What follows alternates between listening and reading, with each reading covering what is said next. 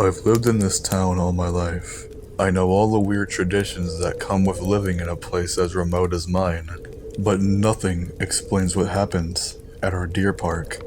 I used to come out here most evenings during the pandemic, park up by the base of the hill overlooking the sanctuary, and just immerse myself in nature. I was always mindful of the distance I had to keep from the deer, particularly during mating season. And it wasn't like the deer didn't know what a car was. These were in their own reserve, sure, but the trail cut right through their vast fields, and they'd grown accustomed to seeing cars all manner of times in the day and evening, which is what makes the situation all the more unsettling. Starting last week, a sign was put on the entrance gate to the park. Impossible to miss as the car slowed and the tires rolled over the metal grates. With it being the late hours and very few cars on the road, I decided to stop and read it in full. A polite notice to our valued visitors entering the Aboro Nature Reserve. 1. While the park is open 24 hours a day, we are recommending visitors do not open their cars during observational grazing periods in midsummer nights. You are welcome to drive through and observe from a distance, but please do not slow down or stop. 2. Should you be slowed down or stop at any other time and the deer be curious by your vehicle, act calmly and do not speed up. Let them inspect you and judge you as a safe passerby. If they begin snorting, that is your cue to leave. 3. There have been reports of deer standing on their hind legs and remaining idle in the fields. These rumors are a fallacy. Please do not pay any attention to them. 4. There is a black stag that holds dominion over the western herd. His antlers are sharp and his stride is impressive. But do not attempt to approach him. Please pay him the respect you would normally and do not stare at any of the female in his harem. He will charge you. Bucks are not friendly. 5. Deer remember faces. They can recognize you from a distance, and will verify your smell as you get closer, listening intently the entire time. There are many of them, and only one of you. You would do well to mind that. 6. Lastly, no matter what salacious rumors have been propagating amongst the community, the deer are not congregating in the dead of night. Deer are social animals and sleep in the graze together in a herd. This is normal. The deer are acting normal. Drive safely, keep your doors locked, and have a lovely drive to the Aboro Nature Reserve. Strange, right? The notice wasn't your usual steel sign with carefully embossed wording. Rather, it'd been hastily marked up and nailed to the wall, adjacent to the welcome sign, as if in a hurry. I'd not heard any sorts of rumors around town, and nobody had complained about the deer park.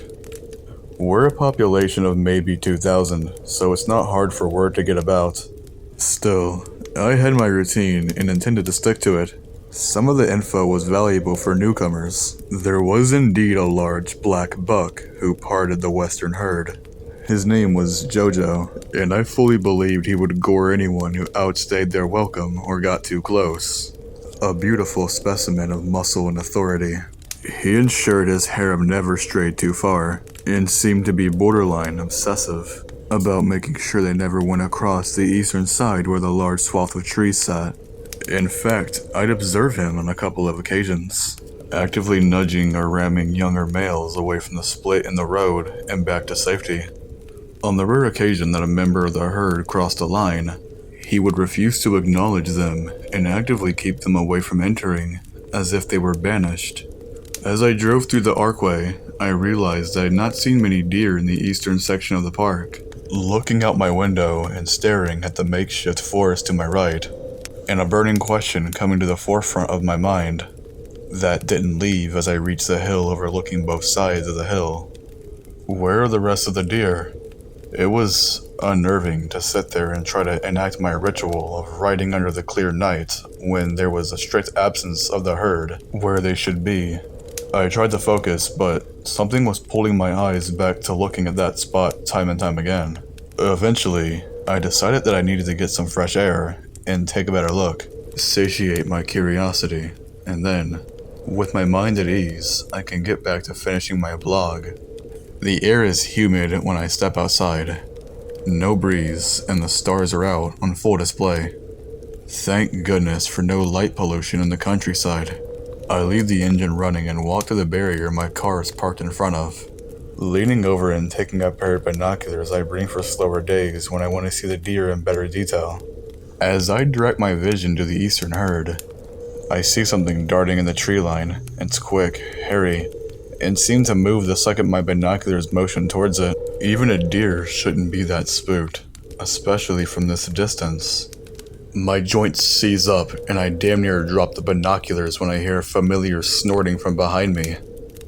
I turn and see Jojo, standing 15 feet from me, just by the rear of my car, and his eyes gleaming in the rear lights. His head is low, and his antlers are thick, sharp, and aimed at me. In that moment, I don't know if he's going to charge and whether I should be fighting for my damn life. Instead, I do as I was instructed and stay still, not making sudden movements as he snorts again, closing the gap between us slowly as he gets within 5 feet of me. He rears his head up. I see the most baffling expression on his face for a fleeting moment. Fear. Something ripples through the eastern forest as birds begin to fly away in droves. Some of the deer herd in the western area are circling something, and Jojo immediately bounds down and out of sight to control the chaos. I waste no time getting in my car and driving down after them, keeping the doors locked, the window open a crack, and my speed at a decent crawl. As soon as I come along the embankment that connects to the road, I see Jojo running full sprint towards another deer. He knocks the rifle over and contorts the body as it skids across the gravel and falls into the trail just ahead of my car. I know I'm not supposed to, but I stop my car and wait. In a choice between breaking the rules and breaking my car, I'll choose the former any day. The western herd deer under Jojo's command are gathered behind him, making horrific shrieks of terror. Jojo strides up and bows his head again in front of the still contorted deer, antlers on full display and dripping with black blood. It was a clear threat. Do not come back here if you value your life. I started wondering how I'd safely get this deer out of the way, or if I could mount the grass on the other side and go around it. When I saw something horrific unfold in front of me, the body twisted itself around and the limbs snapped to reset themselves. The head still cracked at an ugly angle, bones sticking out of the sides as it got onto shaking legs. When it screamed, it sounded as if its lungs were filled with blood. A horrible, muted cry of anguish that backed up every other deer but Jojo. I don't know what was keeping this fucking thing standing, but it let its head flop lazily around as it carefully backed away onto the eastern side of the reserve, before bounding into a tree line as if nothing were wrong. My rational mind chalked it up to be adrenaline and the instincts to survive, but it was impossible to shake the feeling that something was wrong. I carried on driving as soon as the deer was out of sight, not looking at Jojo or the others as I carried on down the trail. For the remaining few minutes, I felt unseen eyes staring intently at me until I crossed the threshold and back into civilization. I'd never been more grateful to see other humans. Or my bed. Something about the whole incident just took it out of me. As I slept that night, I dreamed I was a deer alongside Jojo, frolicking in the herd and grazing peacefully. But as I cast my eyes upward to the sky, a bitter chill on the wind. I saw the moon bathed in almost purple plum, a strange light cast onto the land and noises rustling from the woods opposite. I don't know how I knew this, but something in me instinctively knew we weren't supposed to go in there. I saw shapes begin to emerge from the trees, and that same horrible shriek ring out as I woke up in a sweat. I leaned forward to catch my breath as I grabbed a glass of water. As I changed positions to reach for my nightstand, I swear I heard the sound of something running up the trail to my house. I was probably still half asleep, but that didn't make it any more damn unnerving. I decided it would be best to drive out the next night. If I'm not going to sleep soundly, then I should use my time wisely and document what I'm seeing. Maybe pass it to the rangers in the morning, right? When I drove back out there last night, the atmosphere was vastly different. A mist was enshrouding the trail, and the majority of the deer on the western side huddled together, shaking and staring intently at the other side of the nature reserve. I couldn't see Jojo anywhere. Strange, I thought. Alpha males patrol their herds dutifully. Why wasn't he there? I parked up at my usual spot and, making sure he wasn't around, I pulled out my binoculars again and stared at the eastern area, the clouds beginning to part as the moon shone through. There was movement all along the tree line as shapes began to emerge one by one. I think it took my mind a moment to process what I was seeing. I finally seen the deer on the eastern side, but they were wrong. Very, very wrong. Standing on their hind legs and taking confident, awkward steps, they marched out of the trees with their heads craned to the sky, all of them emitting that horrible sound like their heads were being held underwater as they screamed. It reverberated in my ears and made my skin break out in goosebumps. There were dozens of them, maybe a couple hundred. Some were dragging a structure out with them, others hauling a writhing shape I couldn't quite see. They congregated in a small huddle, the center of which was obscured from my vision. I looked over to Jojo's herd and saw the fear in their eyes, so many shaking and their teeth bared. A primal fear we humans have largely lost in the safety of being the dominant species. But this night showed me we're not as powerful as we think we are. As the huddle broke away and began walking again towards the edge of their field, I saw what they'd been huddled around. Jojo. He was still alive, but barely moving and breathing heavily. His eyes glazed over when he began to come to. He started shrieking like a fawn. It was unnerving. They dragged him to the structure, a primitive set of steps with a hole in the center, coated in a thick substance on the sides, just large enough for Jojo to be thrown into. I watched these things, these not deer, use their front hooves to hoist him up and into the hole, his screaming incessant the entire time. They stood around it, their necks cracked as they stared at the moon and shrieked. I looked up with them, wondering if what they sought was up in the skies. A kind of primitive god for these creatures? I should have known better, of course. Whatever god these not deer prayed to, it didn't reside up above. No, it lurked deep down. A low groan called out in response. It possessed the same blood-filled lungs these monstrosities had. And Jojo's deer huddled closer together as it roared. Jojo had stopped moving, his crying completely gone, as the not deer too fell silent and formed a circle around their altar, snorting in unison. It grew to a fever pitch before something began dragging Jojo from beneath, ripping at his limbs and pulling until a horrific squelch indicated the top head separated from the bottom. The hole spewed out blood and chunks of deer as the not deer began to celebrate, dancing in the rain and feasting on the pieces. One final roar rang out from the unseen creature.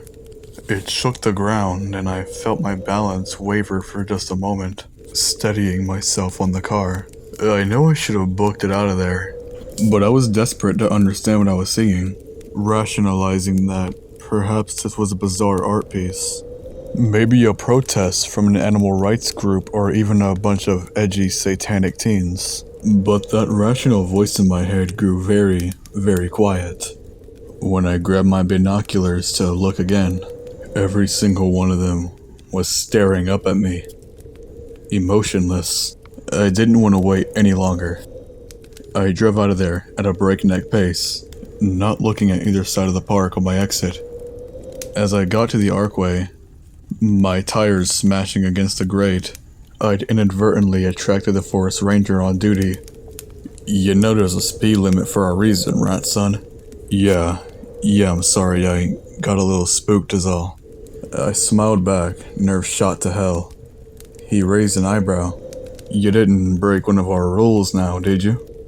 Oh, no, I kept to them. It's just, well, Jojo got attacked by the eastern deer and I don't think he's doing too well. It was just a shock to take in. I figured telling a half-truth would be best. Couldn't exactly say what I thought I'd seen now, could I? That's so. Well, they make their choices carefully. We don't know much, but we do know to not interfere. This is how it's always been. Animals have strange practices, you know how it is. But so long as they didn't look at you, you're fine. Deer remember faces after all. Thanks for visiting. Drive safe. He smiled again and tipped his hat before walking off to his station. My blood ran cold, and I couldn't get those words out of my head the entire drive home. But so long as he didn't look at you, you're fine. I've not stepped outside my house since last night. I live in a remote part of the village, and while I enjoy the privacy, it's been a hotbed for strange noises and unsettling emotions. Everywhere I go in my home, I feel like I'm being watched by those same vacant eyes. What happens now? What happens to those they look at? I can't get their eyes out of my head, and I can't sleep worth a damn either. This isn't going to end until I figure out what they want. I wish I had more for you. I wish I could tell you what that not deer were. What they prayed to, why they sacrificed, what the ranger knew. But there's so many unknowables that it makes my head spin. It's just like being deep in the woods. So many twists and turns. You never know which is the right path to take and what danger lurks behind every tree. I don't know what the deer are doing. I don't know what is going on at that park. But if you value your life, you'll stay far, far away from it.